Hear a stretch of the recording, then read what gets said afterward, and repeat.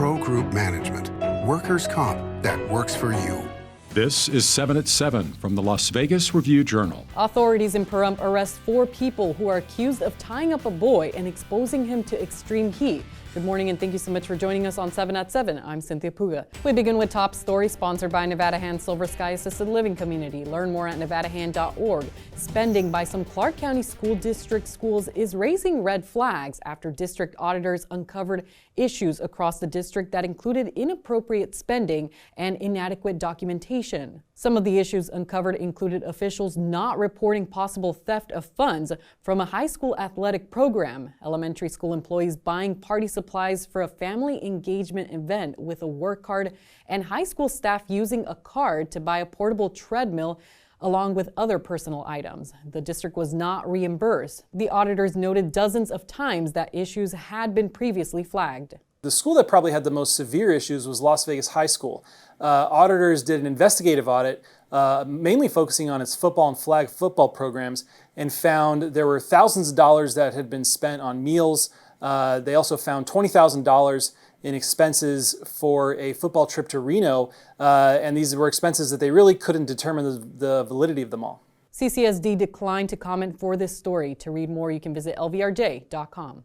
4 residents from Pahrump are facing child abuse-related charges after police say a boy was found tied up and blindfolded on a porch outside a residence.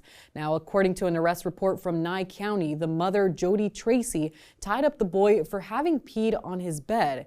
2 of Tracy's daughters, identified as Melissa Byington and Courtney Flores Tracy, told police they did not believe this child was being abused and knew the child was out on the porch tied up in the hot sun. The arrest also states that Tracy's husband, Michael Tracy, knew of the abuse and also participated in it. All 4 suspects were taken into custody and face a bond amount of $20,000. To read more on this story, you can visit lvrj.com. The murder trial for former Clark County Public Administrator Robert Tellis is set to go forward on August 12th. Tellis is accused of killing Review-Journal investigative reporter Jeff Gearman in September 2022 over articles Gearman wrote about Tellis's conduct as an elected official. After a lengthy legal fight to prevent officials from searching through Gearman's personal devices that were seized after his death, RJ employees searched Gearman's devices for material that may be confidential. On Thursday, an attorney for the newspaper said the RJ is now in the process of reviewing the material with a third-party vendor.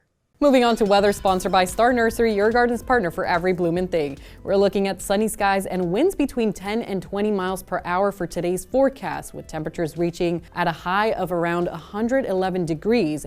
Taking a look at the 7-day forecast now, we can look forward to cooler temperatures as those numbers fall below 110 degrees beginning tomorrow and are expected to stay that way until Wednesday. Mostly sunny skies for this weekend and next week, with overnight lows in the high 70s and 80s. In business news, the man behind media companies like Fox Corporation and News Corporation has taken a legal battle against 3 of his children. Now, this is according to the New York Times. Rupert Murdoch is taking that hush legal battle to Nevada courts to change a trust that controls the company's shares, which is divided among his 4 eldest children. Murdoch wants his son Lachlan to run the business and take over once he passes. A trial is scheduled to start in September in Reno.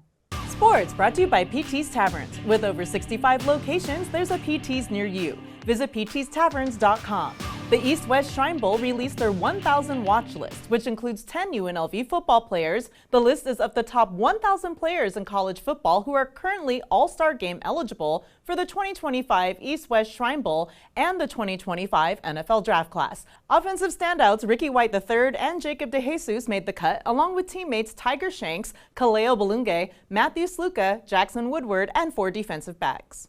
In health, brought to you by Central Senior Primary Care. Discover primary care focused on you. Southern Hills Hospital hosted 25 families for a free teddy bear clinic. Now, this event is a hands-on experience for children where they receive a free teddy bear, a stethoscope, and a goodie bag. Kids go through a series of medical stations where they have the opportunity to perform a checkup on their teddy bear, including listening to their hearts, checking their eyes and ears, and even applying a splint to an arm or a leg. This experience experience aims to familiarize children with basic medical procedures in a non-threatening way, reducing that fear and anxiety that often comes with hospital visits. Sports betting brought to you by the Las Vegas Paiute Tribal Smoke and Cigar Shop. The United States men's Olympic basketball team tips off in the group stage Sunday and is a 13-point favorite at the Westgate Superbook in its opener against Serbia. The total is 181. Canada opens play Saturday and is a 7-point favorite over Greece with the total at 172.5. Host France is favored by 9.5 points over Brazil. The U.S. is a -550 favorite to win the gold medal. Canada is second at 10-1, followed by France at 12-1 and Serbia at 18-1. Vegas Nation brought to you by Station Casinos, STN Sports. Download the app today. Raiders defensive end Max Crosby is pushing players on the team to perform at their best this season, including the offensive line. Here's what he said from training camp about offensive tackle Thayer Munford. I told him I'm coming for him every day. He knows what it is. Jermaine had to, do it every day too. He knows what I'm doing. He knows what type of energy and time I'm on. So he's got no choice. He's going to get better regardless. If he wins a rep, I told him every single time, but I'm coming right back and I'm going to try to embarrass him the next play. So. That's the only way you get better. Moving on to lifestyle news. Now here's something to toast to. Las Vegas Distillery reopens in Henderson after a 2-year top-to-bottom renovation. Owner Rob Saucier purchased the distillery in July of 2022 and reopened it last month with distilling and bottling operations, a tasting room, and even an interactive tour. It features seasonal cocktails, spirits, flights, wine, and beer. They also offer a bites menu, and the selections include artisan bread, cheese, and charcuterie boards, as well as pizzas and a soft pretzel basket. Las Vegas Distillery is located at 7330 Eastgate Road, Suite 100 in Henderson.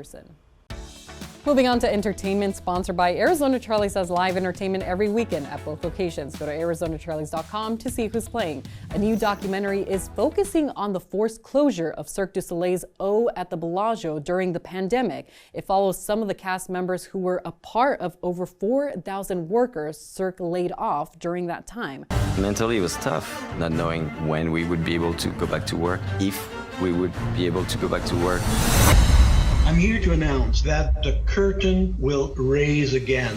Tell the world we are back. Cirque du Soleil Without a Neck goes behind the scenes and under the water with O and its near death and rebirth during the pandemic. The company filed for bankruptcy protection 3 months after having laid off 95% of its employees in 2020, leading to new ownership. You can stream the documentary on Prime Video. Thanks for joining us on 7 at 7. Hit that subscribe button to get alerts when we post breaking news in our 7 at 7 newscast. We'll see you here tonight for more 7 at 7. Review Journal Studio, sponsored by Adam Kuttner. Get the maximum settlement as quickly as possible. This 7 at 7 update, sponsored by Pro Group Management. You're watching 7 at 7 from the Las Vegas Review Journal.